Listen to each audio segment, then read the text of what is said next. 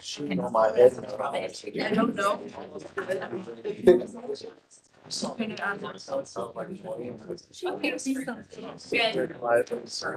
We're good to go? There are microphones, these little white dots in microphones, don't click them, they're already not on mute, so we're good to go, but. All live. All they're right. hot. Oh, All right. No off. All right, let's go ahead and get this started. Raquel, would you mind when you get a chance just closing that door, please? Thank you very much. All right, good evening, everyone. I hope you all had a good Labor Day weekend. Welcome to the zoning committee meeting. It is Wednesday, September 4th, a day later than usual because of the holiday. My name is Andrew Blumenthal. Happy to be back in the saddle of the zoning committee. It's been a couple long years, so please be patient with me as I shake some of the rust off tonight.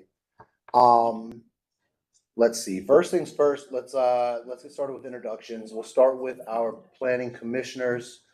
Commissioner Stewart, let's start with you, and then we'll do staff seated around the dais after. Robin Stewart, Planning Commission. Erin Shaw, Planning Commission. Shauna Neely, Planning Commission. Rick Winiker, Planning Commission. Teresa McDonald, Planning Commission. Joe, you want to start us down there? Joe Megan, Planning Staff. Emma Knarhouse, Planning Staff. Holly Kramer, Planning. Michael Russell, planning staff. Teresa Montalvo, Planning Manager. Max Oliver, Planning Staff. Laura. Laura Harmon, Planning Staff. Raquel Jones, Planning Staff. All right, thank you all very much. Working off of the script a little bit tonight, I want to make everyone aware this public hearing is, on these rezoning cases that we are reviewing this evening have been held by City Council 2 weeks ago. What was the date 2 weeks ago? 2 weeks ago. August 19th. August 19th. This is not a continuation of those public hearings, so there will be no public input unless the committee has specific questions, in which case we will suspend the rules. Teresa, are there any deferrals this evening, or did I miss anything? There are no deferrals this evening. I would mention we have some staff attending virtually that we might want to Oh, introduce. yeah, absolutely. If the staff attending virtually could please introduce themselves. Good evening. Jay Carpenter, CDOT Land Development Manager. Good evening, Natalie King, CDOT. Chris Mano, CDOT. Isaiah Washington, CDOT. Travis Miller, CDOT. Drew Ritter, CDOT. All right, that's everyone that I see. All right, great. Thank you guys all very much. Now, before we dive into the rezoning petitions, there are no deferrals, so no motion necessary there. We do have one quick order of business, being the first meeting of the fiscal year. We need to elect a vice chair for this committee. Is anybody willing to nominate themselves as vice chair of the zoning committee? I would instead like to nominate Shauna Neely. Oh, all right. All right. Anybody else? Going once, going twice, going 3 times? All right. Commissioner Neely, do you accept the nomination? I accept the nomination. All right, perfect. All in favor of Commissioner Neely, the vice chair of the zoning committee, please say aye. Aye. All right, thank you. Thank you. All right, on to our petitions. We're now going to start with item number 2 on our agenda. I believe, Laura, you are our staff resource for this one, and I'll let you take it from here. So this is a very minor administrative text amendment to PO. We go to the next slide. It deals with 3 articles, and the first is our special purpose and overlay district.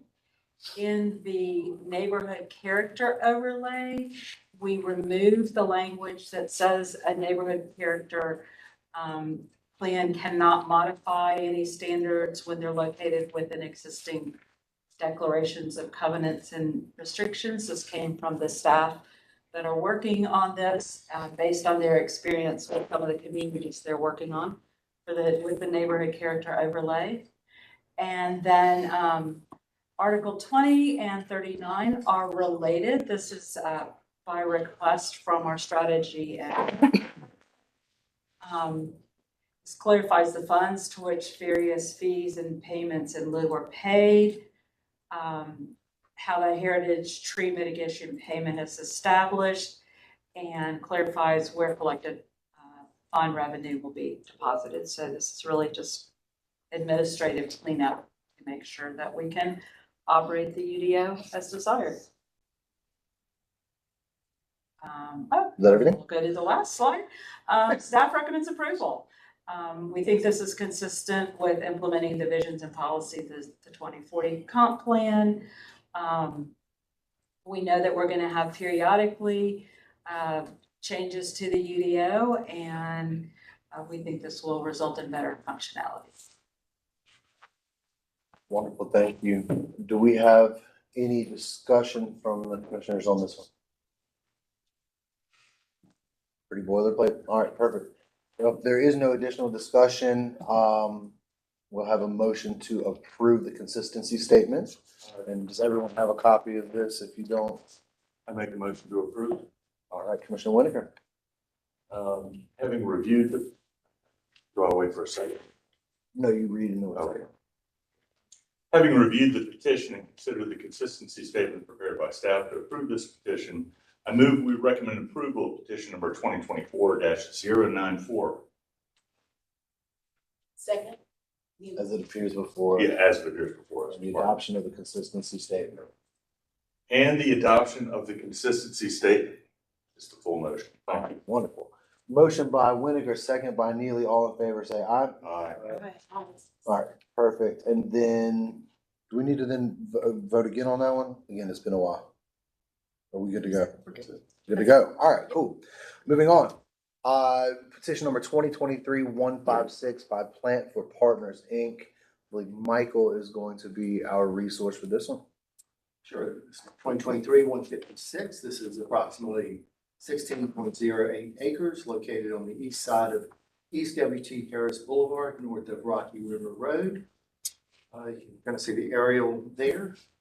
The existing zoning, current zoning is neighborhood 1A. The proposed zoning is office flex campus. The 2040 policy map calls for a neighborhood 2, this location. The petition is inconsistent with the 2040 policy map recommendation for neighborhood 2 place type, but we feel that the office flex campus place type is appropriate, consistent with the character and development pattern of this area. It's sort of, you can see the medical office parts to the north and south, the Adventist office and bookstore to the south. The neighborhood 1 place type, which is next to it, is the preferred adjacency for the site. And sort of based on the configuration of this parcel, it really has a stronger relationship to W.T. Harris Boulevard than to the residential development pattern to the east of it. Access to essential amenities, goods, and services is a high priority need in this area. And so the use is allowed in the office flex place type to help facilitate this metric. And also access to employment opportunities is a high priority in this area. And so those uses allowed in the office flex could help facilitate that metric. The site is served by the 29 Cats local bus route. And the petition could facilitate the following 2040 comprehensive plan goals. Plan 8, diverse and resilient economic opportunity. There are no outstanding issues, and staff does recommend approval of this petition. Thank you, Mr. Russell. Do we have any discussion about this petition around the book table? I had a question, Yeah, of course, go for it. Therese MacDonald. In the public hearing, there was a request about the buffers, and it was not clear what buffers between the single-family homes and this. Right, so there will be required, where abuts the neighborhood, a Class B buffer, which is 25 foot in width there. So the rear of the property. Yeah. Up against the N1, okay. up against the houses on Get Along. Yeah, because it's all N1A back behind it. Right. Does that answer your question? I think so. I think it's all trees. That's At all- this time, all will they trees. remain? Yes, so that'll go toward their buffer requirements, vegetated buffer. Anybody else? Questions, comments, concerns? Are we ready? If your questions are answered, Commissioner McDonough, are we ready to make a motion on this one? All right, perfect. I will accept the motion. Commissioner Winiker moved to approve, having reviewed the petition and considered the consistency statement prepared by staff to approve this petition. I move that we recommend approval of petition number 2023-156 as it appears before us. Second. Motion by Commissioner Winiker, second by Commissioner McDonald. All in favor, say aye. Aye. That passes unanimously. One quick note, there are only 6 of us this evening. So, so if we have a petition that doesn't get 4 votes either way, we will automatically defer that to next month. Is that correct? Okay. Correct. Just a quick administrative note for everyone. On to the next petition, rezoning petition 2023-165 by Central Avenue Multifamily LLC. Holly, I believe you are our resource for this one. Yeah, so this site is just under 3 acres in the Sunnyside portion of the Elizabeth neighborhood. You'll see along Central Avenue, a real mix of uses that serve the surrounding residential areas. It's currently zoned neighborhood center, neighborhood 1D, and office additional. The neighborhood center zoning district that's on the site is as a result of the old pedestrian overlay that translated certain districts to NC when the EDO went into effect. They are currently making a community activity center one exception. That's one of those conditional type of plans that we talked about earlier before. Petition is consistent with the community activity center place type portion of the policy map here and inconsistent with where the policy map recommends N1 on the southeastern portion of the property. So if approved, this petition would modify that neighborhood 1 place type to community activity center, but it's mostly consistent with that policy map designation that's already there. So this proposal is what was, we went over at the public hearing and a number of things have changed and I'll detail that after this, but as it was presented at public hearing, it was for up to 315 multifamily units and up to 5,000 square feet of commercial retail uses. That would be unrelated to the multifamily development. EX petitions allow for modifications to quantitative standards in exchange for public benefits that can fall into 3 categories: sustainability, city improvement, and public amenity. And the benefits provided by the petitioner in this rezoning at the time of the public hearing was the 16-foot publicly accessible shared use path, relocation of an existing sewer line to accommodate transit infrastructure, and 9,000 square feet of amenitized public plaza space. This proposal, as presented at public hearing, has changed significantly. So I will go. Sorry, I skipped quite a number of things real quick. So some of the EX provisions in this plan and what they're modifying are a couple of things. So they're requesting to modify the height plane restrictions that are required when adjacent to neighborhood 1. When it was presented at public hearing, they were requesting 2 height exception areas where typically the called for height plane restriction is 65 feet when it's within 200 feet of neighborhood 1. And they were instead proposing 85 feet rather than that 65 feet. They would still maintain the 50-foot height cap that is required when adjacent to neighborhood 1 where within 100 feet of that neighborhood 1 place type. And they were also requesting to reduce the minimum ground floor height from 14 feet to 10 feet. And that's really as a result of some elevation changes and reducing ground floor transparency, except where non-residential uses may occur. They would commit to funding a traffic signal at Central Avenue and Piedmont Street and up to 3 speed humps or other similar traffic calming measures within a year of the site receiving its final certificate of occupancy. They did complete a comprehensive transportation review as part of this rezoning process, and mitigation measures were identified and committed to in the site plan notes. Petitioner will relocate the existing curb line along Central Avenue to allow for the construction of a buffered bike lane called for in the streets map. And they'll reserve right of way along its western edge for future acquisition by CATS for transit infrastructure. They had some architectural standards that were mindful of the site's surrounding context to single family uses. And since the public hearing now, a couple of changes were made that are actually quite significant and kind of mimic some of the standards that you might see in a neighborhood center zoning district, just for reference. So they're reducing the unit count from 315 to 295. They're increasing the minimum square footage of the commercial retail uses from 1,500 up to 2,500, and decreasing the height in those height plan exception areas from 85 to 70 feet. So what you'll actually see across the site is step downs in height starting at 85 feet along Central Avenue, where it is not adjacent to any residential properties, single family residential properties. So from 85 feet, it then steps down to 70 feet, that's that red color, then steps down to 65 feet in the middle, and then that 50-foot height zone where within 100 feet of N1. So And that's the how this- green.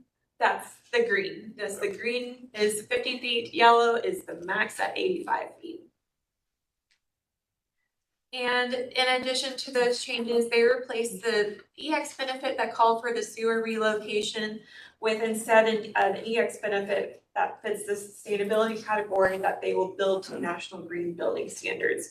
And they also are increasing the minimum public open space square footage from 750 feet to 1,500. And you'll see that open space increased where Piedmont Street and Sunnyside intersect at the southeast side of the rezoning site.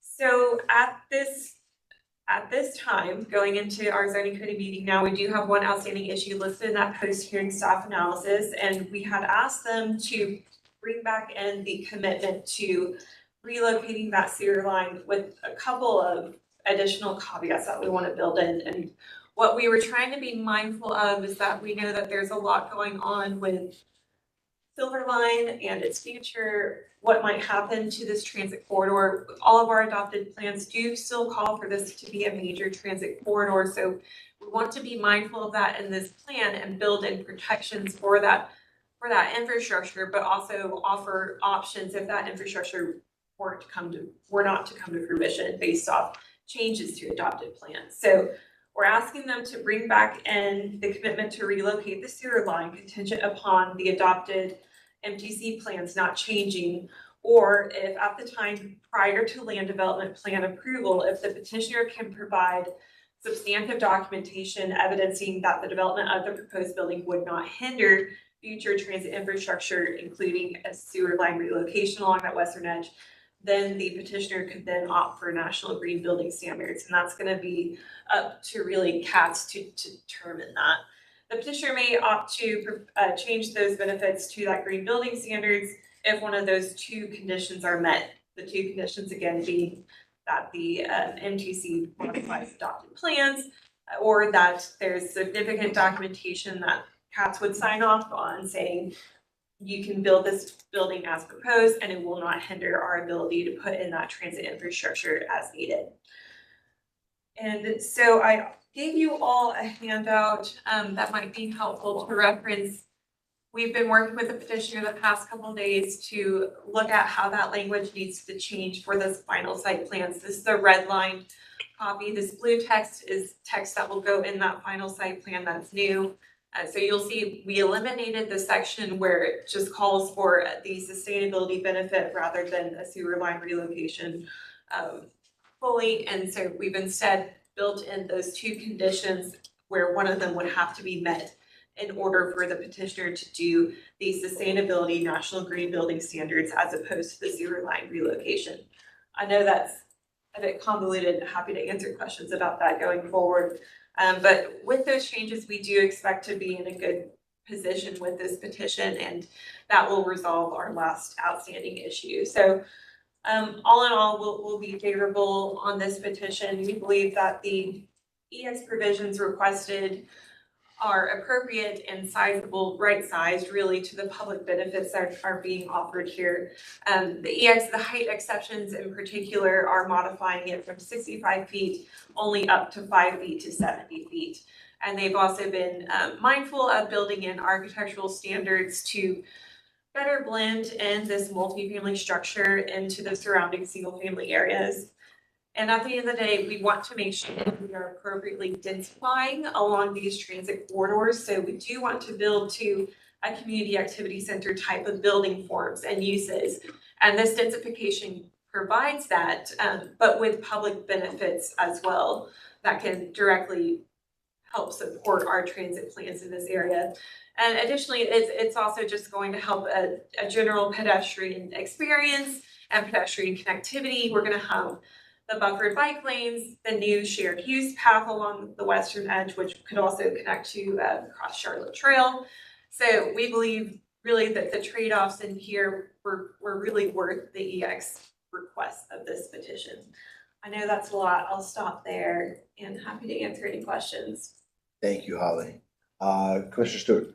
The National Green Building Standard presumably is like energy efficient appliances, et cetera, et cetera. Are there other requirements that benefit the actual sort of nearby community in that green standard? It's limited to the building itself. It wouldn't be like environmental efforts going into surrounding properties. It would be the actual green building standards, similar to like LEED bronze standards. Like, would that include like stormwater mitigation and things like that? Is that part of the standard? I'm honestly not the expert on green building standards. I don't know. I can't say whether that would, I mean, that might be a menu of things that they Yeah. could choose from in order to achieve the green building status, but I'm not sure that it would be. I believe it's just requirement. reducing their carbon footprint. Yeah. Yeah. Like a standard to reduce the carbon footprint in whatever way possible, and they hit a certain level. And they would have to provide in the land development process information about how exactly they're meeting that which green building standard they're following and which items are meeting that standard. Thank you. Who else? Just a couple of quick things, Holly. You mentioned and kind of, we had the opportunity to obviously meet with the petitioner on this one as well as get some feedback from the community, and I always appreciate getting both sides of that. You mentioned some traffic calming. I'm assuming that is going to be taking place at Piedmont that's along the side there, that So side street. The traffic calming measures, they would have 3 speed humps throughout the area. I think that's gonna be contingent upon CDOT approval. So CDOT might have more information. Obviously, that's one of the areas I think they're gonna look at, but it's gonna be determined by CDOT in the land development process where those speed humps or equivalent traffic calming measures would go. Got it. And then I know, and you may have mentioned this, there had been some conversation around the petitioner being willing to fund a signal at Piedmont and Central. Do you know where that stands currently? They are committing to fund the signal at Central and Avenue and Piedmont, but that's also contingent upon CDOT approving that. And CDOT, I don't know if you want to talk a little bit about what that looks like in the land development process, but that's. I think if CDOT could address that briefly, that would be helpful. Yeah, so they're gonna have to do a signal warrant analysis, and it would have to meet kind of certain volume thresholds, like, for 8 hours of the day and 4 hours of the day. So they're gonna do that, do like collect some traffic volumes, I think in the next week or so, now that school's back in session. So once they do that, they will resubmit the signal warrant analysis. We'll review it and kind of make a determination based on that data. And we'll also look at some of the crash data along Central. And there's other things we'll look at too, proximity to other traffic signals, and see if it kind of meets that criteria. And if it does, then we'll likely approve a signal there. So that's kind of where it is right now. Thank you. No, that's helpful. I think that I'm sensitive to the community's concerns about that neighborhood being used as cut through, and to the extent that we can help slow people down along Piedmont and Sunnyside and facilitate ingress and egress off of Central Avenue, that will be very helpful, because I can speak firsthand to the, people treat it like the speed limit's 80 miles an hour right there. So if we can address that, I appreciate the petitioner's willingness to do so. The last thing, just to again compliment the petitioner on this one. Holly, you mentioned something about how we want to get density along corridors, especially with proximity to transit. But we simultaneously want to make sure that we, I guess for lack of a better word, extract as much public benefit as we can from those petitions. I think that this site plan, this petition where it is now, I would always love more open space. I would always love some more retail on the ground floor. But I think with where we are, I'm really happy with that compromise. And to the petitioner, I think you guys have done a great job. Looking forward to seeing this project. On that note, is there any additional discussion? If not, I will entertain a motion for this. Winokur, motion to approve. Having reviewed the petition and considered the consistency statement prepared by staff to approve this petition, I move we recommend approval of petition number 2023-165 as it appears before us. Shaw, second. All right. And then one quick thing, that is still obviously subject to those outstanding issues. That's correct. Okay. So that's, your consistency is contingent upon Okay. the changes we talked Got about. it. Just want to make sure. All right, perfect. Second, motion by Winokur, second by Shaw. All in favor, say aye. Aye. Aye. All right, that is unanimous 6-0 in favor. Thank you all very much. Next, we have petition 2024-008 by Bank OZK. Mr. Oliver, I believe you are our resource on this one. Yes, petition 2024-008 is located at the northeast intersection of South Boulevard and Starmount Cove Lane. Site's approximately 0.776 acres in size and currently developed with a retail building. Current zoning is TOD-TR, Transit Oriented Development Transition. Proposed zoning is CGCD, General Commercial Conditional. 2040 policy map recommends the CAC, or Community Activity Center place type. CGCD district is inconsistent with the CAC place type. Approval of this petition would revise the 2040 policy map to the commercial place type. Proposal calls for the development of a financial institution with an accessory drive-through. Following transportation improvements are proposed. Access to the site is via a right-in, right-out on South Boulevard and a full movement intersection at Starmount. Petitioner will dedicate any right-of-way and make all required improvements prior to the first certificate of occupancy. Following streetscape standards are streetscape improvements are proposed. The petitioner will construct an 8-foot sidewalk and 8-foot planting strip on the site's frontage on South Boulevard and on Starmount Cove Lane. Lighting will be a full cutoff with a maximum height of 26 feet. There are several outstanding issues related to site and building design that remain since the public hearing, including the building should be reoriented towards South Boulevard, Starmount Cove Lane, and push the parking and drive-through facilities to the side or rear. The plan should meet all applicable prescribed conditions for accessory drive-throughs located in the Community Activity Center to better align with the 2040 policy map. Plan should remove parking and maneuvering areas from between the building and the frontage. This would also have the added benefit of allowing the setback requirement to be reduced to the CAC 1 standards. Remove the driveway access to South Boulevard to enhance pedestrian facilities. However, several positive changes have been made since the public hearing in May and since the zoning committee last heard this petition in July. The petitioner has revised plans to move the building closer to South Boulevard's frontage, including and improving the plan as follows. Created one-way circulation around the building, decreasing the distance from South Boulevard to the building entrance. Placed a speed hump at the entrance parking area to slow traffic where vehicles and pedestrians mix. Provided a raised crosswalk across the drive aisle to increase pedestrian visibility and decrease vehicle speeds, improving access from the Starmount Cove frontage. However, staff is still unable to recommend approval of this petition, as the petition is incompatible with the policy map recommendation for Community Activity Center. Single-use commercial building with a drive-through is not an appropriate use within a quarter-mile light rail station. 2019, the city undertook a proactive rezoning of more than 1,700 acres of land to transit-oriented development zoning districts along the Lynx Blue Line rail corridor to help facilitate new development that contributes to the city's major investment in rail transit. Financial institutions are permitted in the TOD-TR zoning district and could be built by right if the drive-through was eliminated. Happy to take any questions. Thank you, Max. Comments, feedback on this one? Commissioner Winokur. Winokur, we received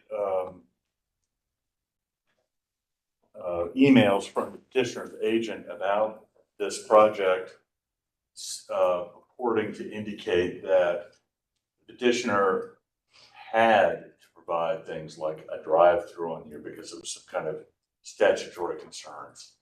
Petitioner's agent was happy and was gracious enough to send me a copy of those statutes. Well, I am an attorney. I'm not offering a legal opinion on behalf of any entity, up to and including the city of Charlotte or the zoning commission.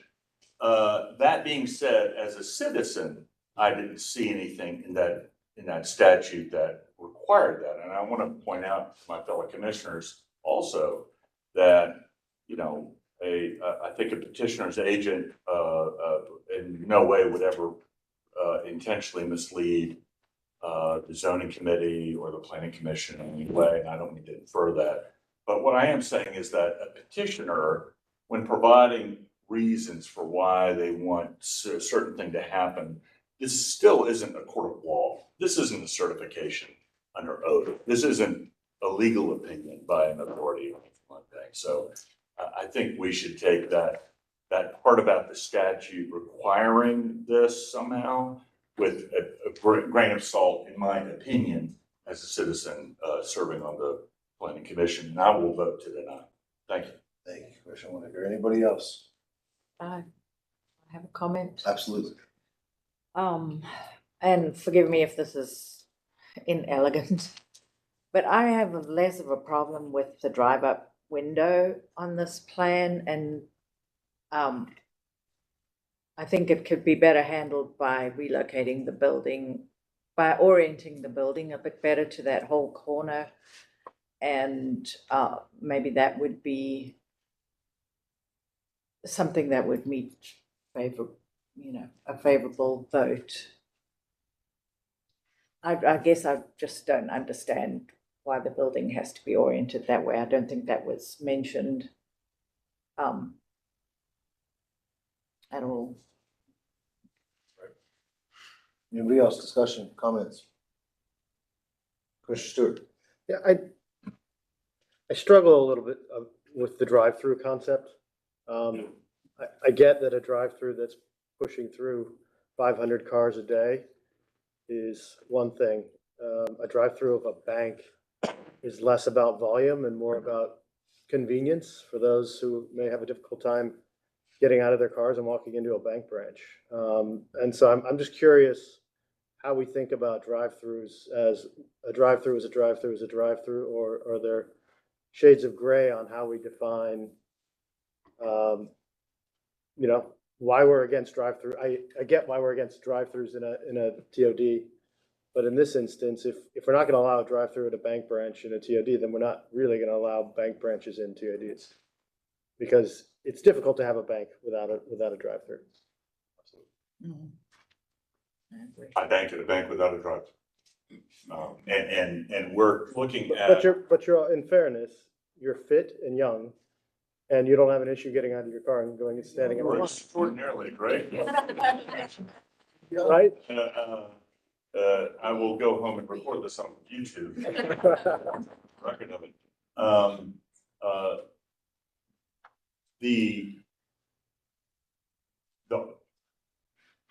We do not need automobile-centric facilities in a community that is trying to wean ourselves off of a car addiction that we have been striving for earnestly since 1949, and we're now paying the price for it.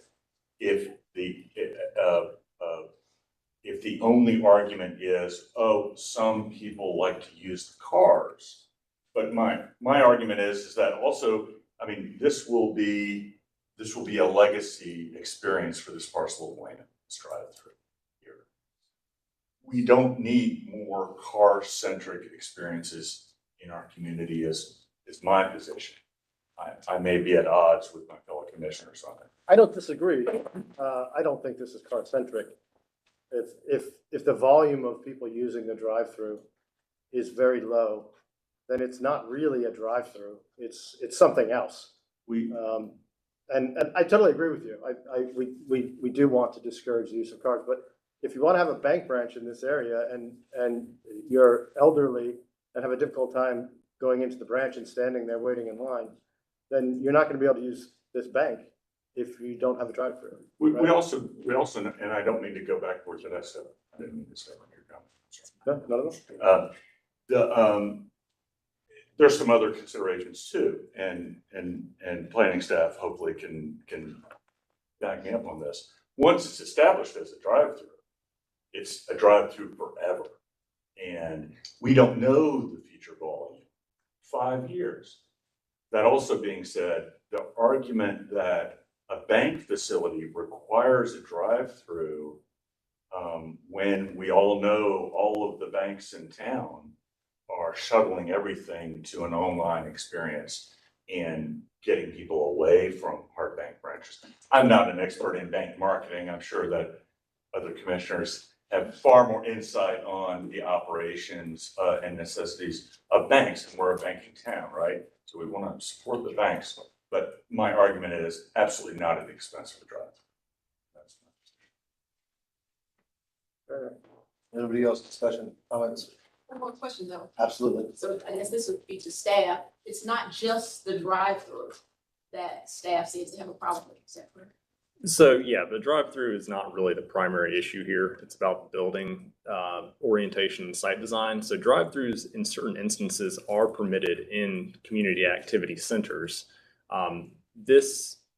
Given there's one condition that a drive-through had to exist on the property before, but that aside, this site would not comply with those prescribed conditions for a drive-through facility in a community activity center. And what we were trying to encourage the petitioner or nudge them to is designing the site in a way that would meet all those prescribed conditions, save for that one that wouldn't be possible to meet just based on the history of the site. And I think strides have been made to improve the design, and I think it'd be a good design in another location. It's just this area within a quarter mile of a light rail station in a designated community activity center that the city intentionally went forward to place TOD zoning on proactively. It's just not meeting the intent of the it's not meeting the letter of the ordinance, and it's not meeting the intent of the comprehensive plan. Does that answer your question? Yes. Anybody else? I just want to say quickly, I have transparently been back and forth on this one. To Max's point, I do want to acknowledge the petitioner and their efforts to frankly do everything they can to improve this, whether it's the open space, moving the building forward, trying to address some of the other transit concerns, right? I think that they've done a great job. I think what eventually kind of seals it for me is, again, that proximity to the station. And Commissioner Winokur made this point. This isn't something that we're only going to deal with for the next 5 to 10 years, potentially, right? This is something that if we vote and set a precedent, downzoning from transit-oriented development within a quarter mile of a light rail station to a commercial general, that's something that, I mean, it is precedent setting, and it's something that 15, 20, 30 years from now, we're still going to be dealing with, right? And I think that is what moves the needle for me, frankly, against this petition, is that the kind of the foreverness, for lack of a better word. There's something better out there, but the fact that it's in perpetuity, right? And it's not just a quick short-term fix. Commissioner Stewart, I agree with you. There are shades of gray as it relates to drive-throughs, right? Certain things really do promote automotive uses, and certain things are more of a service, right? I actually led the charge against a drive-through in a similar petition, downzoning a TOD petition a few years back. And the reason I was out or overruled on that one was the equity part of that conversation and the accessibility. However, it was different in that it was, you know, within TOD still, right? As opposed to going from TOD to a commercial general. So that's kind of, again, that the proximity to the light rail station is really what I'm weighing the most on this one. Before we move to a vote, though, again, I know everyone has some thoughts, opinions, questions. Is there anything else that would help you make a better decision that staff can provide? Yes. Just a question. Does it have to be perpetual? It could in theory be rezoned again, but once that drive-through is there, and correct me if I'm wrong, once that drive-through is there, it's grandfathered in. Right. But we couldn't make a decision to say that drive-through can exist, until it's no longer being used as a bank branch? That's a question for staff.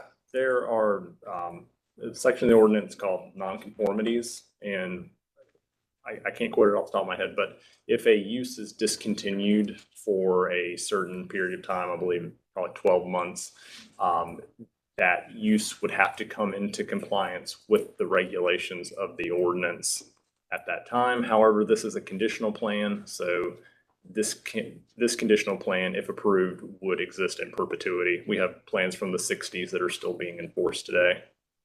So there's no possibility of attaching once it's no longer a bank branch, it loses the drive-through.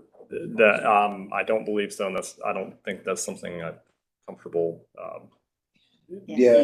you're suggesting at this Yeah, point. my guess, we can't consider, right, it could be OZK or any other bank in the world, right? We can't consider who it is and frankly, what that use is, Just we're just looking at the land use classification. No, that makes sense. And so the answer is maybe, but I think for all intents and purposes, we need to look at this as final for the foreseeable future.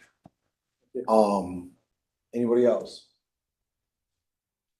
All right, well, I think we kind of heard across the board on this one. I will accept a motion to either approve or deny from whoever's willing to make it. Winokur moved to deny, having removed the petition, having reviewed the petition and considered the consistency statement prepared by staff to deny the petition, I move that we recommend denial of petition number 2024-008 as it appears before us. Second, Neely. All in favor of the motion to deny, please say aye. Aye. Aye. Are we gonna have a 3-3 split? All against? Aye. I Nay? don't know, do we have to vote? Yeah, Yes. you do have to vote. I mean, there's no, you can't, yeah, then, no, I would vote to approve. You vote to approve. So does that make it 3-3? 3 and 3. We have 3 against, 3 in favor, correct? Yeah. I'm against. You're against? Oh, all right, sorry. Hang on a second. Wait. Clarify. Are you against the motion or against? Right, against the denial. You're, Right. Against the denial. yeah. Yeah, same. So 3-3. All right, so it's all right. Okay. Teresa's, Yeah, I don't have a problem with the drive-through or the drive-up window for a bank. And the other thing is that while it's in a TOD, you have an enormous barrier between the station and this bank, as in South Boulevard. Forgive me if I got the road wrong. The reality is it's going to be a long time before anybody's walking up to this bank. well, That's my feeling on it. is that, there's only 6 of us here. Is Yeah. that an automatic, deferral? Well, you've got a deferral to next motion. month? The motion fails. I would ask for, folks to vote on the motion just by a show of hands, so we can get. All right, so let's take a half step back. Commissioner Winokur made a motion, seconded by Neely. All in favor of Commissioner Winokur's motion, raise their hands. It's gonna be Blumenthal, Winokur, Neely. All against Commissioner Winokur's motion, we have Shaw, Stewart, and McDonald. So that'd be 3-3. 3-3, automatic deferral to next month. All righty, moving on. I believe we have a recusal for this next one. Do you have to like say something? No. I'm recusing myself. Yeah. Got some lovely comfortable chairs right All right. No parting gifts right now. The deliberation.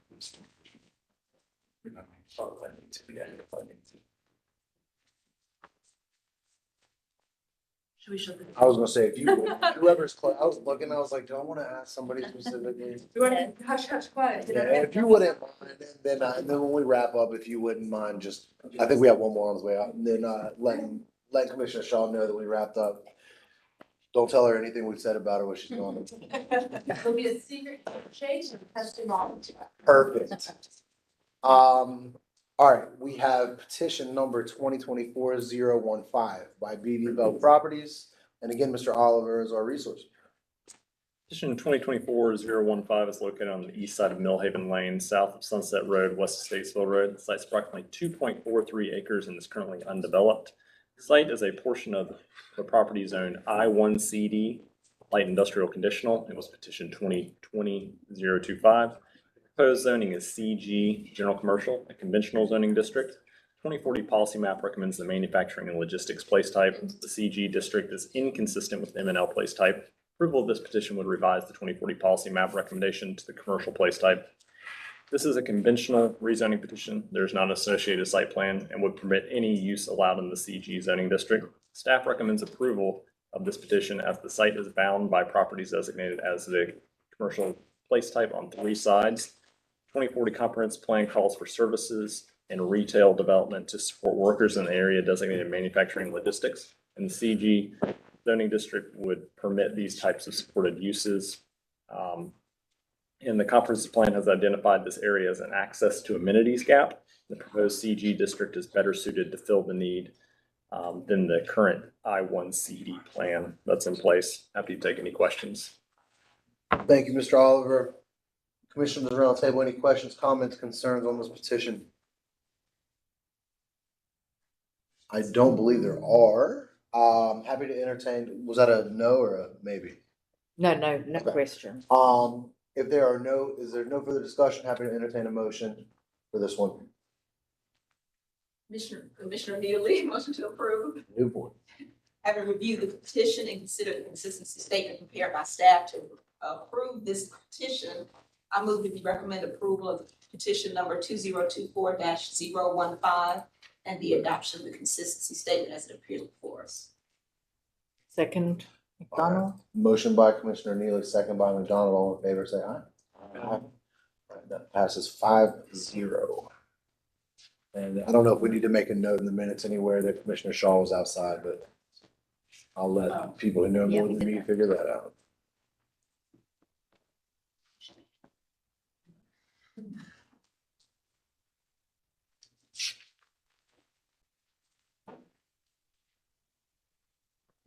All right, don't tell secret handshake. Oh.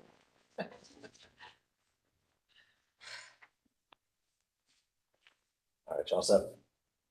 Perfect. Moving on to petition 2024-024 by Orissa Holdings LLC. Mr. Russell, please take us away. Sure, this is 2024-024. It's approximately 9.13 acres located along the north side of Interstate 485, south of University City Boulevard. You can see the aerial view there along 45. It's currently zoned MX2. Proposed zoning is neighborhood 2A conditional. The 2040 policy map calls for a neighborhood 1 here. You can see to the north, it's manufacturing and logistics. Neighborhood 1 to the east. A little bit about the site history. The site was originally rezoned by petition 2021-125 as phase 1B, allowing 26 single-family lots. However, it was never developed. The site was rezoned again by petition 2023-030, and this portion of the site was retained as the MX2. So the proposal allows up to 70 multifamily attached dwelling units. It dedicates 29 feet of right-of-way from the Abercrombie Street center line, provides future cross-parcel access to the north. It provides 17,750 square feet of open space. Will provide an 8-foot planting strip and an 8-foot sidewalk along the Abercrombie Street extension. And they will dedicate a 100-foot swim buffer as a greenway easement to Mountain County. And they provide architectural details, including building materials. They did make a few changes to their site plan from the public hearing. One is they dropped 1 unit down to 70 units. The addition of 13 driveways rather than parking pads, and they've reduced the number of units we're fronting Interstate 45 from 18 to 7. They've increased the visitor parking by 2 spaces. So the petition is inconsistent with the 2040 policy map recommendation for neighborhood 1 place type. And staff does not recommend approval of this petition in its current form. Part of that rationale is that the subject property is not located within a quarter or half mile of an activity center, campus, or IMU place type. The subject property is not located within a half-mile walk shed of a high-capacity transit station or major transportation corridor. And the property does not have frontage along an arterial or major road, lacks adequate connectivity to arterials, major roadways, nearby destinations to support the higher density development as proposed. It does have a preferred adjacency to the neighborhood 1. And the petition does propose to increase housing inventory and add to the variety of housing options in the area. However, staff would like to see a proposal that better aligns with the neighborhood 1 place type. If you have any questions, we have to answer them. All right, any discussion around the table? I have a question, and I'll get better at posing these questions before the time, but it looks like there's greenway, future greenway in this area. Comes off Back Creek. Does that go any I mean, I don't know how far out it is, but in terms of connecting it to some of those more commercial areas or roads. There's not much other than the data center to the north and then all residential. There's a potential county park, but it's not, I'm not sure what the. Like Caldwell Park. Yeah. Yeah, I see that. But other than that, yeah, there's no real commercial spaces. There's some other industrial up along the road to the north. I can't remember the name off the top of my head, but yeah, there's not too much. This is one of the kind of concerns that we cited for our recommendation. So that creek is coming through, there's some buffer space there, but there's no sort of amenitization of it. They're just not building within it. Am I correct? Right, and then give it to the county and they could use it for. Okay, so they're gonna give that to the county. Yeah. Okay. Yeah, we'll dedicate the buffer to the county and then they can put a greenway and. That could would get complete, to Caldwell Park. that would complete that little section of. It would give greenway. them that section. Yeah, I don't know if other sections are in place or completed up to the future Caldwell Park, but that would be part of the. They look overall like they process. are. So is the, I'm sorry, I spoke about. Go ahead, Commissioner Winiker, then Shaw. I'm looking at the April 23rd, 2024 memorandum from Park and Rec. They asked for clarification of the hatched area on the current site plan, greenway easement area to be dedicated and conveyed to McElroy County. This extend to and connect to both sides of the public right of way. Was that addressed by staff already? I think that's through the dedication, correct? Yeah, that's correct. Yeah. Okay, correct. all right, thank you. Commissioner Shaw. Sorry, I just was looking for clarification, Michael. The staff's recommendation not to approve is just a general disagreement with changing from N1 to N2, or am I oversimplifying it? Well, there's sort of a couple of different things with that. Sort of where this is located, kind of at the end of Abercrombie Street. It's to have a higher density there. It's not within the half-mile walk shed to any kind of transit or bus or other transportation corridor. And it sort of lacks sort of connectivity, through arterials, major roads, or other nearby destinations. If you follow how Abercrombie winds around before you get out to sort of a major road. So part of that is, putting a higher density but yet nothing to help support that density around it when most of it, data center will be to the north and then, the housing to the east of it. So traffic congestion, sort of infrastructure of, I guess, the roadway and the access, is that? I don't know so much about the traffic congestion there, because it's only 70 Right. units, but it has to wind back through other N1 developments, and there is a future possibility of the road connection to the north at some point. So that addresses my question, right? You mentioned the data center, so there's gonna be a 2 million square foot data center just to the north, it's between this and University City. And that just got rezoned, what, 4 or 5 months ago, something like that? It wasn't all that long ago. If this is a 70+ unit development sitting at the dead end of a street and you have to drive through a single family neighborhood to get there, I have a problem with that. If this is a street that's going to be continued through, go past this industrial development and connect to University City, I don't have a problem with that. And that's my question. Is, in your conversation with the petitioner, is there a commitment? Obviously, they stub it for the site plan, and in theory, we can only evaluate each individual property on its own merits. Understand that. But are there plans to connect Abercrombie Street through? Because if this is, if it's University City, then industrial, then some multifamily, I think that I can live with that. I like the density there. But if this is a large development at the dead end of a single family neighborhood and there are not plans to extend that through, then that's much more problematic, again, because you're winding through this neighborhood to get all the way back there. To phrase that as a question, are they gonna connect it? Well, they're stubbing to the parcel to the north, so I'm not sure of what the timeline would be. This petitioner is not gonna build the road through it. They're Right. stubbing. The question is when the data center gets built. Right. And they can choose to.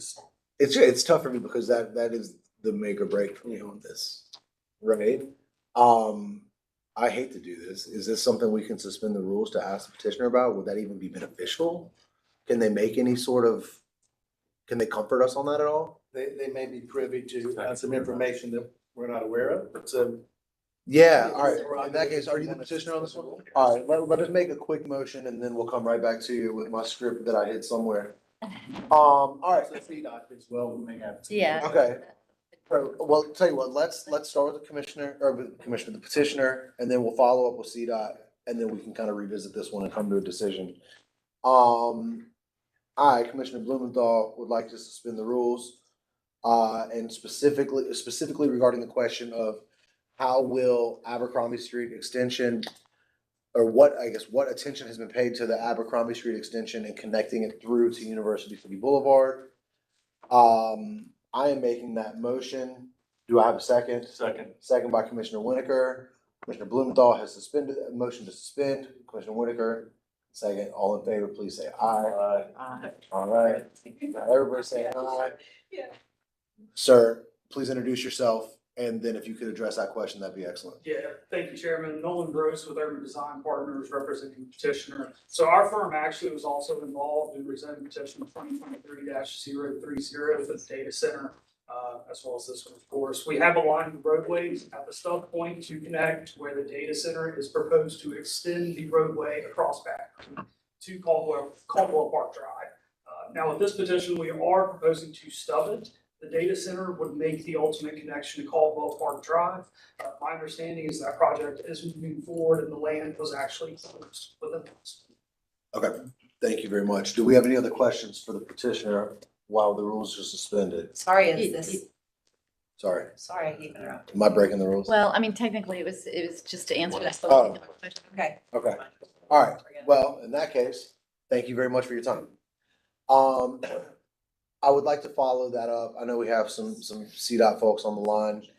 If there's any clarity or just feedback around this outstanding point from CDOT, that would be much appreciated. Yeah, there's not much, I guess, to add to his statement there, but Right. ultimately, these roadways would connect as these two development projects, go through the process of permitting and ultimately construction. So though this particular rezoning isn't committing to making that full connection, if and when the rezoning petition to the North 2023-030 comes in, they would ultimately make that connection through along with the pedestrian infrastructure. So those roadways would connect as this area is developed. Now, the timeline on it, I'm not sure of that. That would be, more of the petitioner to be able to specify timelines. But the plan, as far as these rezonings are concerned and the development in this area is concerned, is for that roadway to connect back to the north. Thank you very much. And that was as a part of, I believe you said 2023-030. That connection was also part of that rezoning? Yes, this rezoning came in, kind of took a portion of that rezoning process. So the roadway that they're proposing is actually the same road that was in the original rezoning. They just have this section of it to dedicated for residential uses. Okay, thank you very much. It's the same road, no problem. So it sounds like from an enforceability standpoint, we've done everything that we can to ensure that this gets connected through. We just don't know exactly when it's gonna happen. And there is some floodplain issues, so there may be some constructability discussions at the time. Doesn't say it's precluded, but there will be some challenges. That'll be about crossing this one buffer at a 90-degree angle and all that stuff. Okay, understood.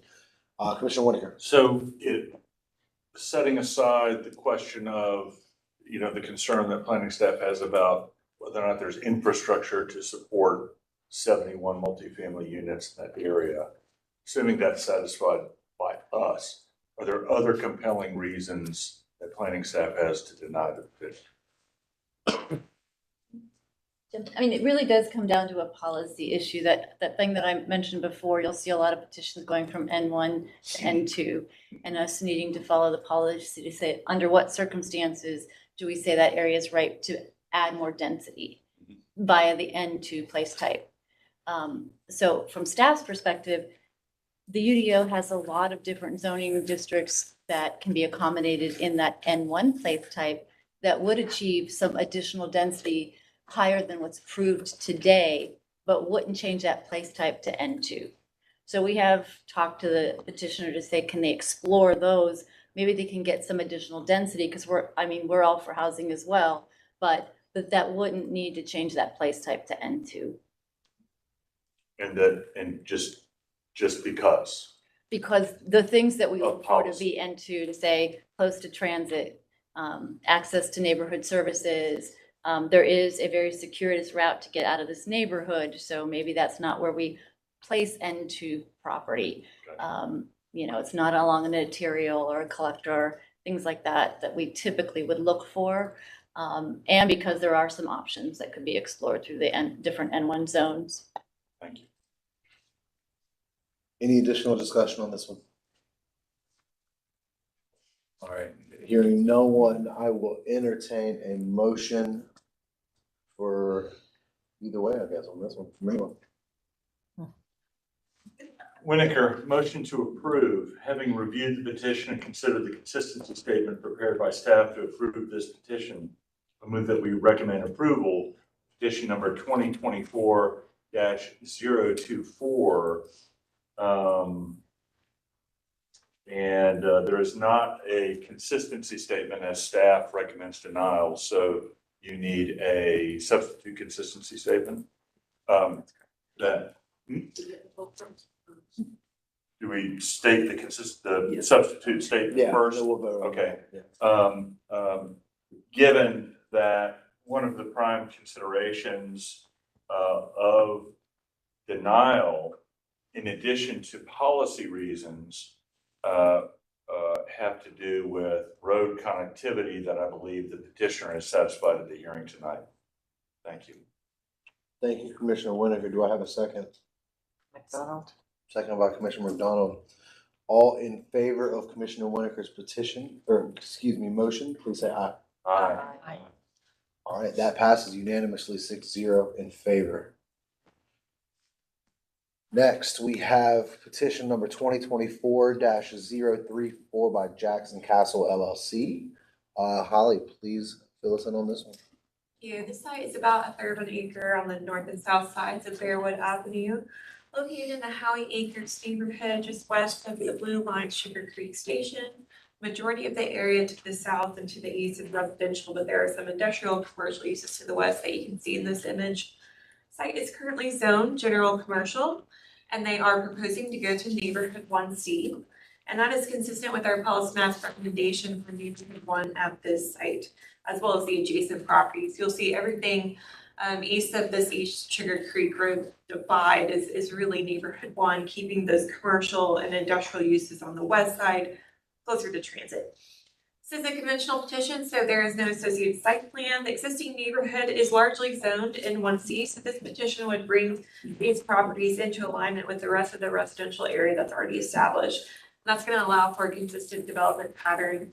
The site is zoned CG currently. That's a result of the legacy ordinance B1 district translated to the CD district, and those uses in CG can be pretty auto-centric, and it's not the type of desirable development that we'd want to see in this neighborhood, especially given its single-family character and how these lots are directly connected to the single-family uses. So staff recommends approval of this petition. I'll take any questions. Thank you, Holly. Do we have any feedback? Was that Commissioner Stewart? Yes, and like Commissioner McDonald, I'll get better at this. My question is, this is really close to Sugar Creek Station.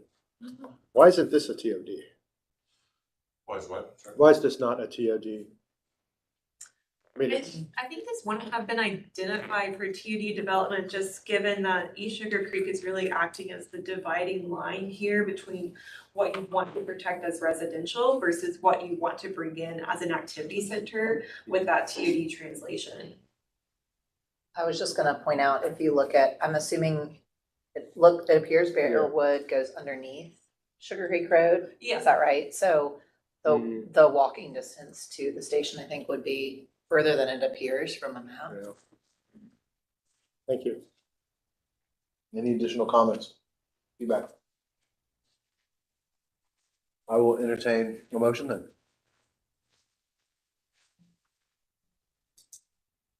Somebody. Neil, motion to approve. Having reviewed the petition, I'm sorry. No, go ahead. Oh, having reviewed the petition and considered the consistency statement prepared by staff to approve this petition, I move that we recommend approval of petition number 2024-034 and the adoption of the consistency statement as it appears before us. Do I have a second? Second. Motion by Commissioner Neely, second by Stewart. All in favor, please say aye. Aye. Aye. That passes unanimously. Thank you very much. Next, petition 2024-052 by Providence Group Capital. Mr. Mangum. Thank you. This site is approximately 1.58 acres located on the west side of Wallingford Street, north of Woodlawn Road and south of Human Road. It's all the same one there. Just south of the lower south end area. Current zoning is CG. Proposed zoning is CAC1. 2040 policy map recommends commercial place type. The conventional petition, no site plan, is inconsistent with the policy map recommendation for commercial place type. However, the site is adjacent to community activity center place type to the north and east, and is within approximately 1/2 mile walking distance from the Woodlawn Blue Line station. The CAC1 zoning district permits housing. It is intended to accommodate areas that are transitioning from more automobile-centric orientation toward a more walkable, moderate intensity mix of uses. I'll be happy to take any questions. Oh, come on, man.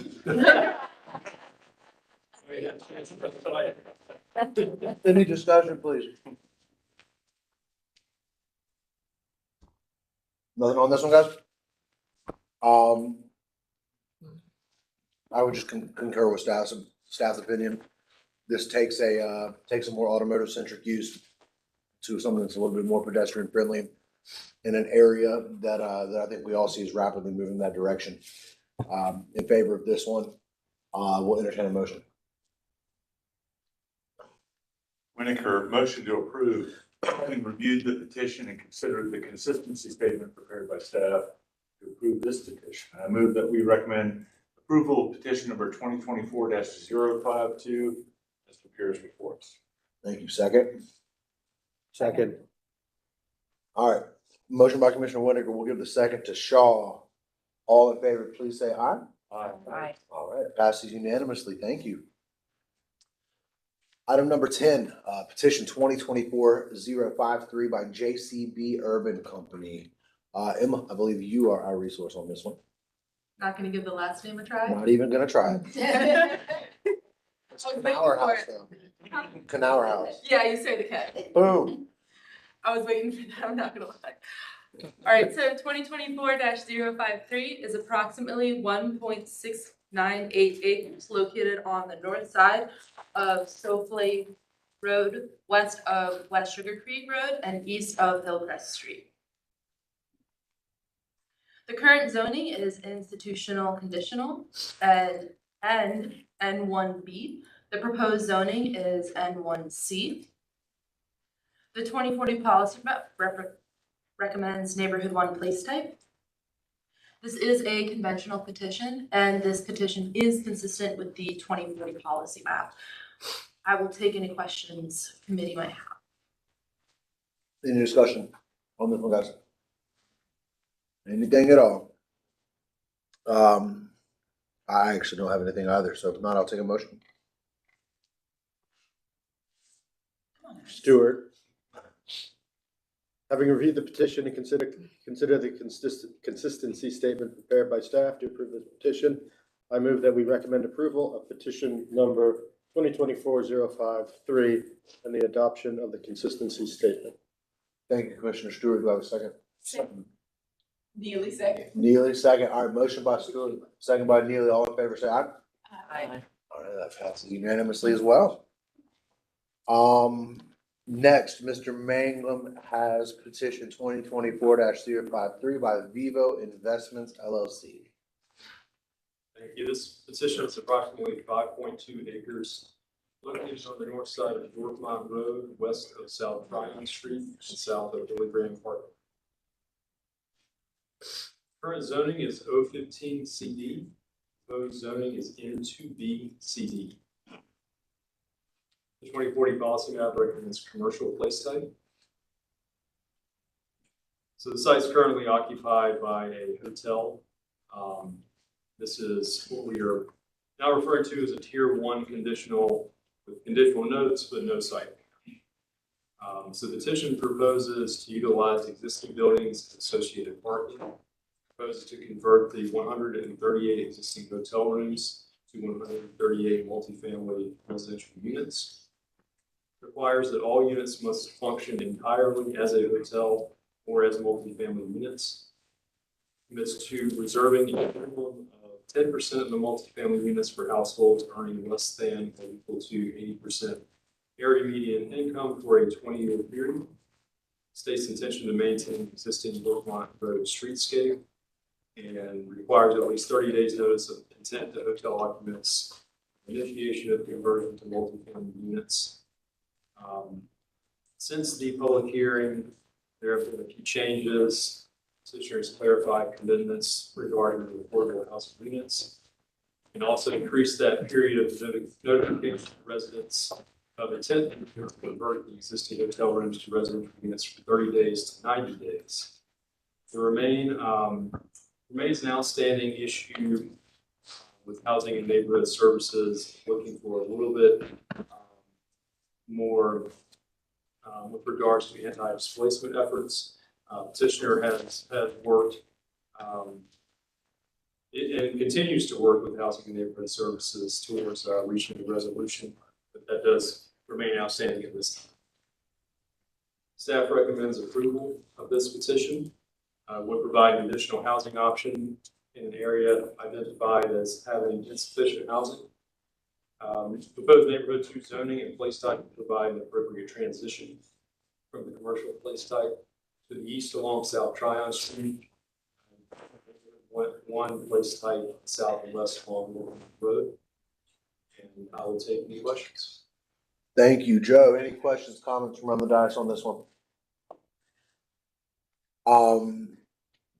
I just have a couple and nothing crazy.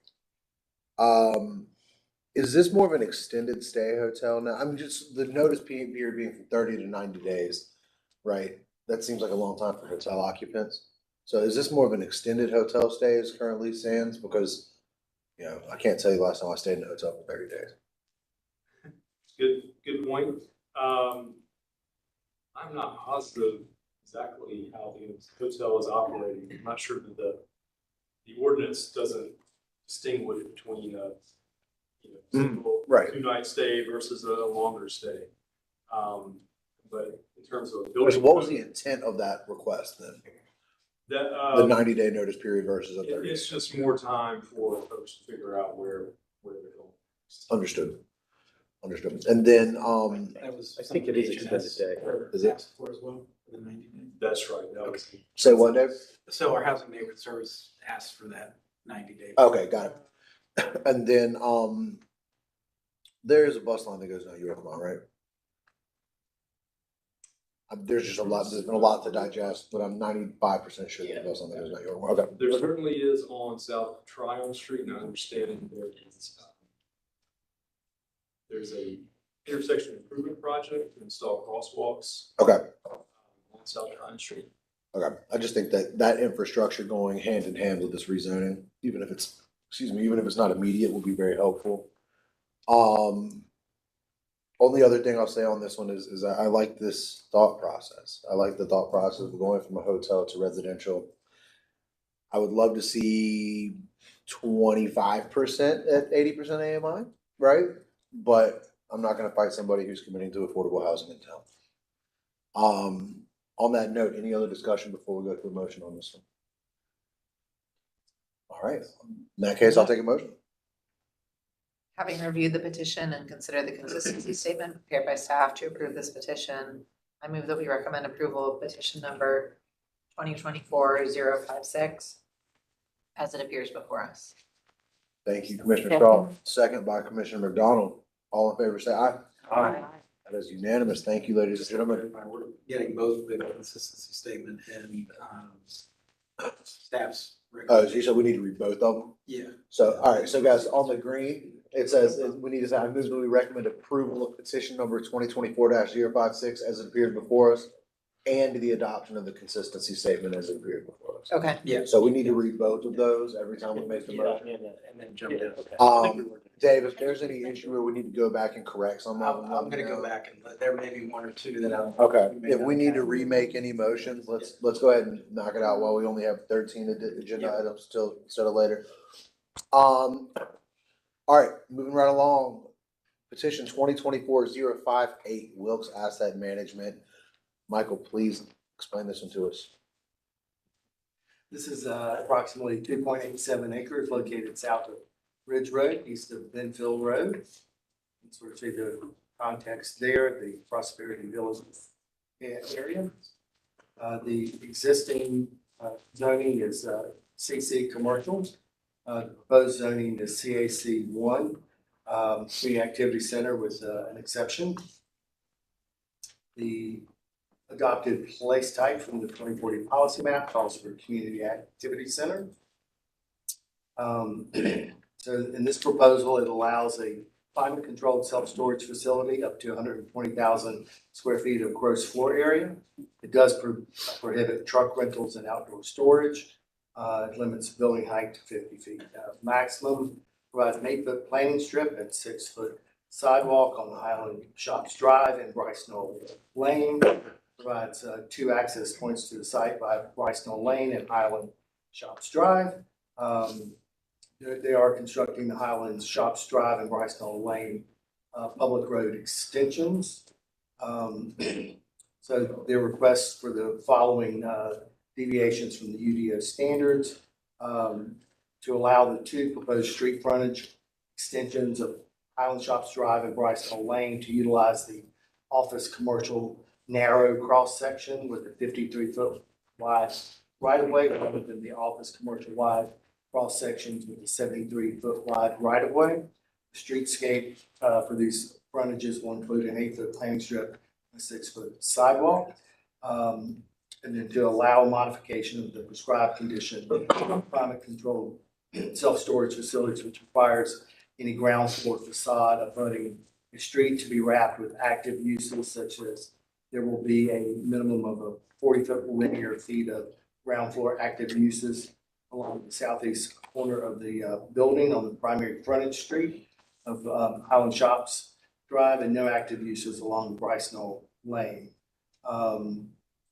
So they propose the benefits of that, which is they should provide a minimum of 7.5% of the net site acreage as open public space is generally depicted on the plan. Public open space along Bryce Knoll Lane to be dedicated to Mecklenburg County Park and Rec. This percentage exceeds the minimum 5% requirement of public open space for the CAC 1 zoning district.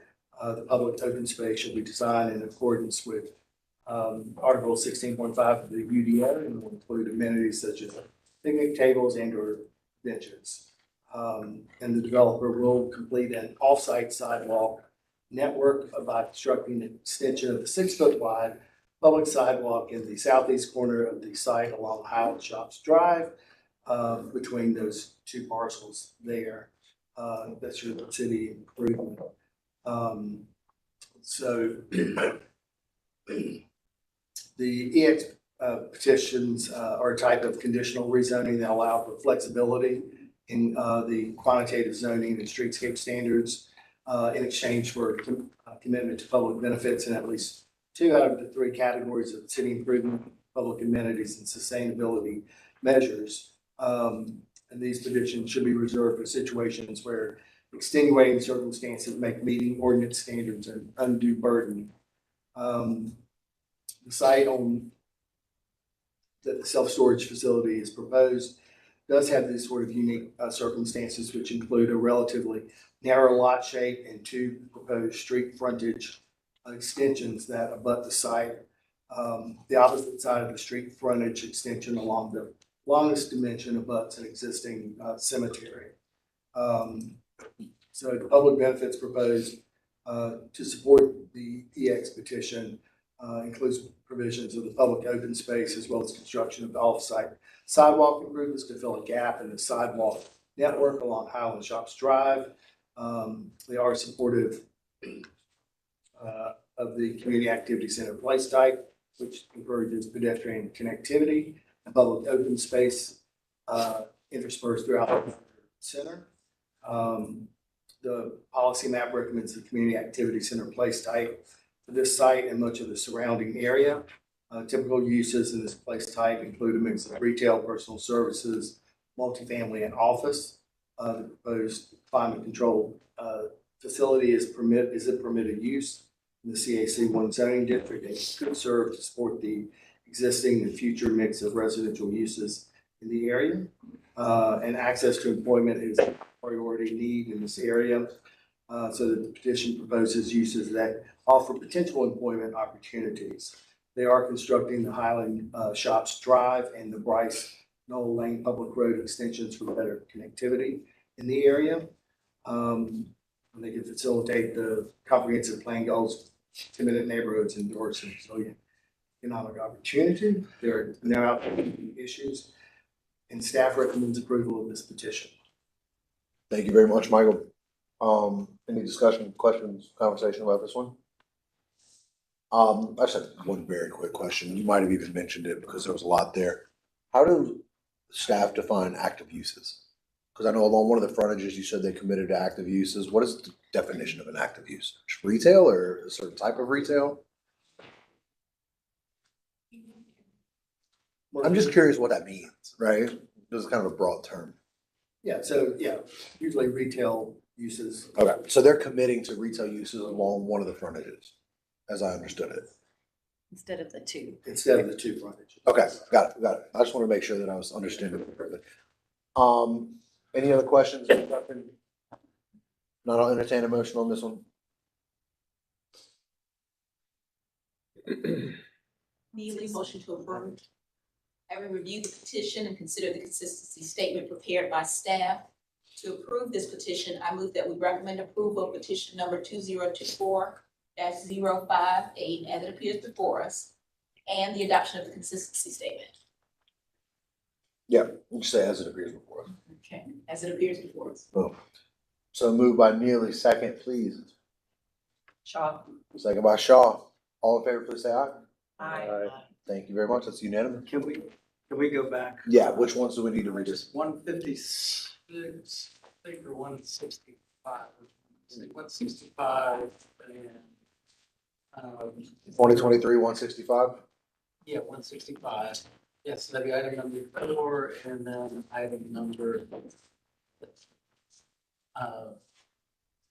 and then the other was, Don't be the one on the split. item nine.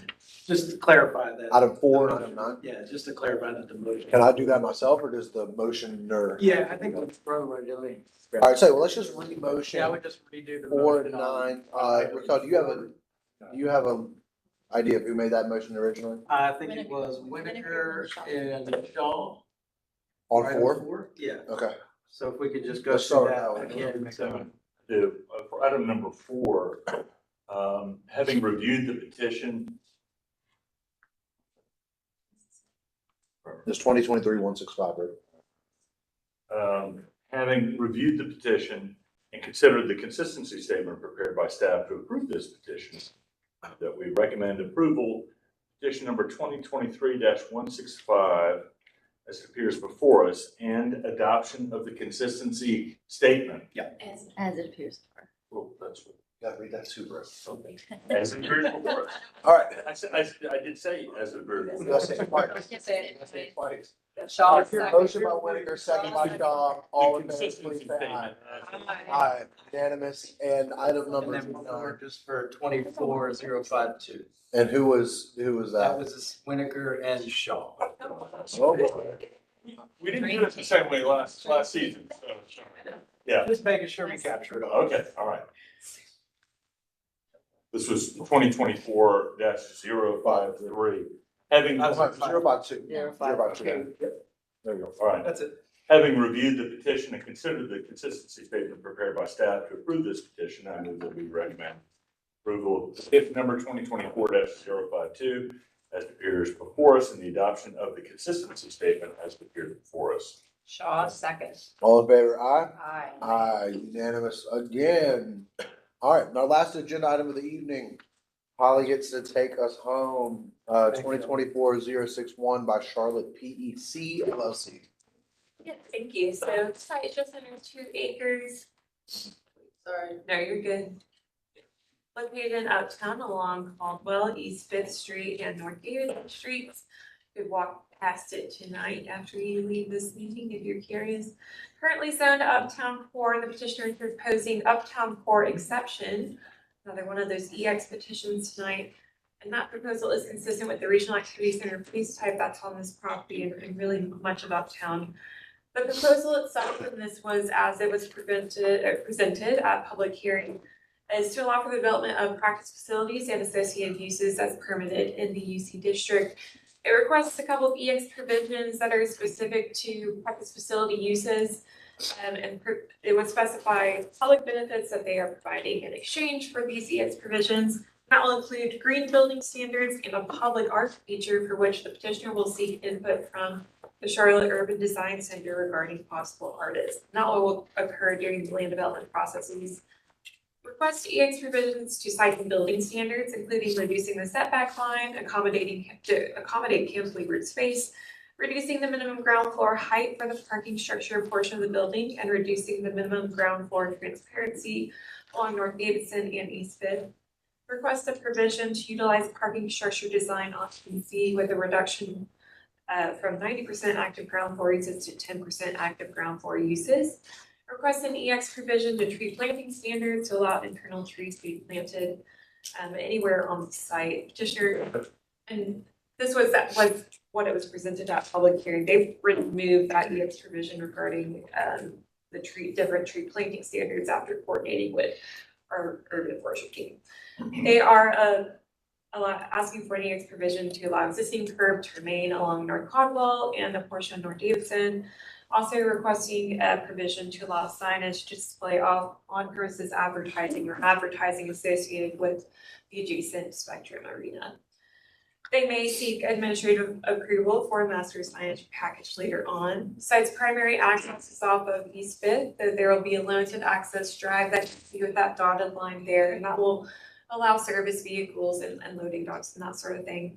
The building facade along the southern site boundary will be treated with murals or other architectural treatments. So at the time of public hearing, there are several outstanding issues listed on the staff analyses, and all of those outstanding issues were addressed. There is one minor technical revision that you see in your post-hearing staff analysis tonight, and that the petitioner has already committed to resolving that issue as requested in the final site plan. So moving forward, once we have that technical revision resolved in the final site plan, I don't have any outstanding issues going into decision on the 16th. We also worked with the petitioner to modify language regarding public art features as a public benefit. So we just wanted some stronger wording around how the Urban Design Center will be involved in that process when selecting artists and utilizing their established creative pool of artists, so that those folks are actively part of the interview process when they go to decide what public art feature they are going to install. So the UDC team will be involved on that, and the petitioner team has committed to prioritize using local artists when possible. Staff recommends approval of this sporting facility just like this, and similar to the Panthers facility that we saw come through in June. There's great unique zoning scenarios that we can only really solve through an EX petition, given how our ordinance is set up. And these EX requests allow us to receive those public benefits in exchange for allowing flexibility in our ordinance standards. The sporting facility and accessory uses that would come out of this petition have just generally typical site design standards. That's why most of the EX provisions are for that directly. And a lot of those are quantitative standards with just a couple of qualitative standards that are allowed to be flexed, given that this would be a stadium type use. Site is currently underutilized as surface parking, and given that this is an uptown, our densest core of the city, we really would like to see vertical mixed uses in this area. So just generally intense development is a preferred outcome here, and removing the surface parking uses gets us closer to that regional activity center place type goal.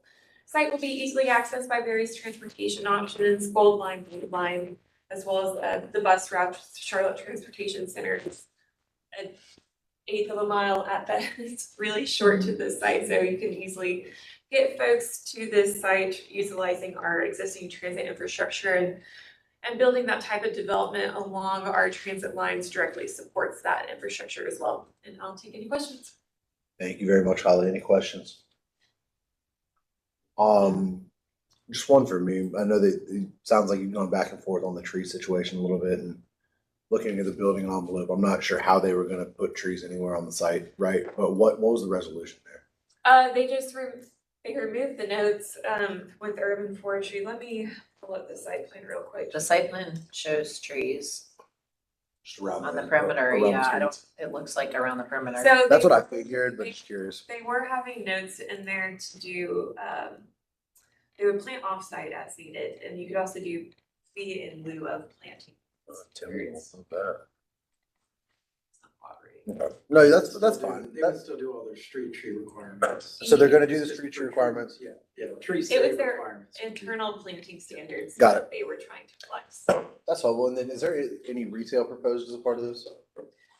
So there could be as accessory uses, that's definitely in the plan as accessory to the practice facility uses.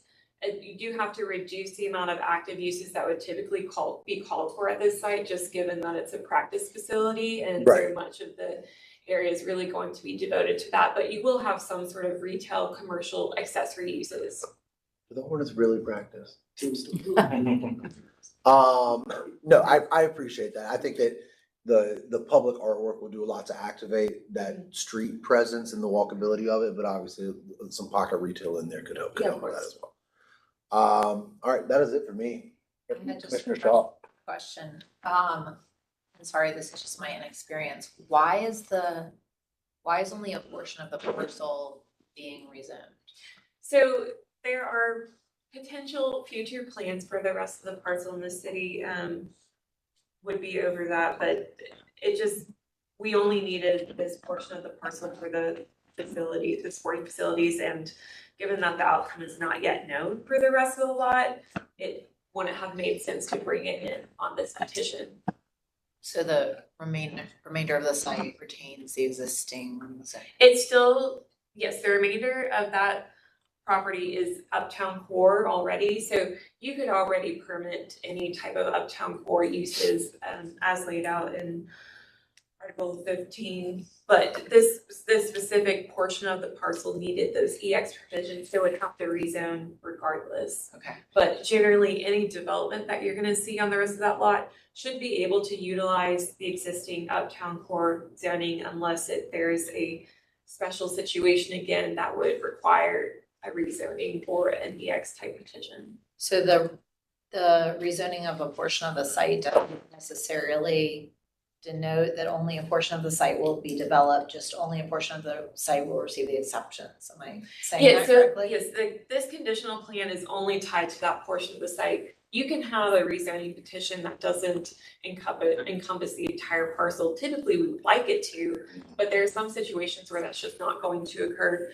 EX provisions could never be utilized for the portion of the site that's not within that rezoning boundary unless they come in to do a rezoning themselves. Got it, okay. Thank you. Any other questions, comments on this one? If not, I will entertain a motion. You got it, Robin. Stewart, having reviewed the petition and considered the consistency statement prepared by staff to approve this petition, I move that we recommend approval of petition number 2024-061 and the adoption of the consistency statement. Do I have a second? Does that check the boxes? Has it appeared For us, twice. Second by Neely. Neely. We have a motion by Stewart, second by Neely. All in favor, please say aye. Aye. All right, that's unanimous as well. Thank you all very much. I try, man. I try. You have to like disband us or something? No, not really. Just make a run for the hills. I should say on the record that Raquel gave us all sports tonight.